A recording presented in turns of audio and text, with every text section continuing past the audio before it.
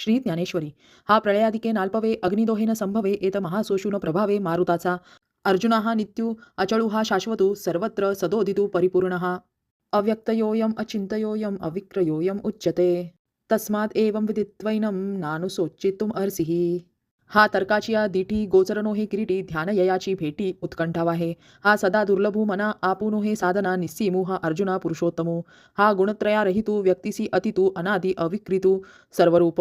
अर्जुना ऐसे हा जाणावा सकारात्मकू देखावा मग सहजे शोकू आघवा हरेल तुझा. अथच्चैनं नित्यजातं नित्यं वा मन्यसे मृतं.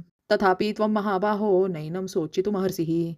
अथवा ऐसे नेणसी तू अंतवंतीची मानसी तरीही सोचू न पावसी पांडुकुमारा. जो आदिस्थिती अंतू हा निरंतर असे नित्यू जैसे प्रवाहो अन्युस्युतू गंगाजळाचा. ते आदी नाही खंडले समुद्री तरी असे मिनले आणि जातीची मध्ये उरले दिसे जैसे. ये तिही तयापरी सरिसीच सदा अवधारी भूतासी कवणी अवसरी ठाकिती ना.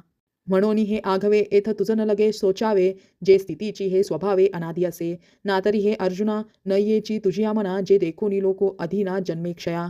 तरी येथ काही तुझ शोकासी कारण नाही हे जन्म मृत्यू पाही अपरिहर.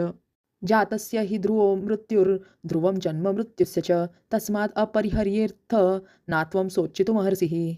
उपजेते नाशे नाशले पुनरपि दिसे हे घटिका यंत्र तैसे परिभ्रमेगा. ना तरी उदो असतु अपैसे अखंडित होत जात जैसे हे जन्म मरण तैसे अनिवार्य जगी. महाप्रलय अवसरे हे त्रैलोक्य ही संहारे म्हणून हा न परिहरे आदियंतू. तू जरी हे ऐसे मानसी तरी खेदू का करिसी. काय जाण तुची नेणसी धनुर्धरा.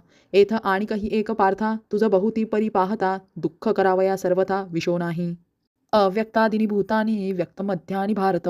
अव्यक्त निधनानैव तत्र का परिदेवना. जिये समजते इये भूते जन्म आधी अमूर्ते मग पातली व्यक्ती ते जन्मलेया. ती एक क्षयासी जेथ जाती तेथ निभ्रांत आणि नवती तेख पूर्वस्थितीच येती आपुलिया. येर मध्ये जे प्रतिभासे ते निद्रता स्वप्न जैसे तैसे आकारू हा मायावशे सत्स्वरूपी. रामकृष्ण हरी.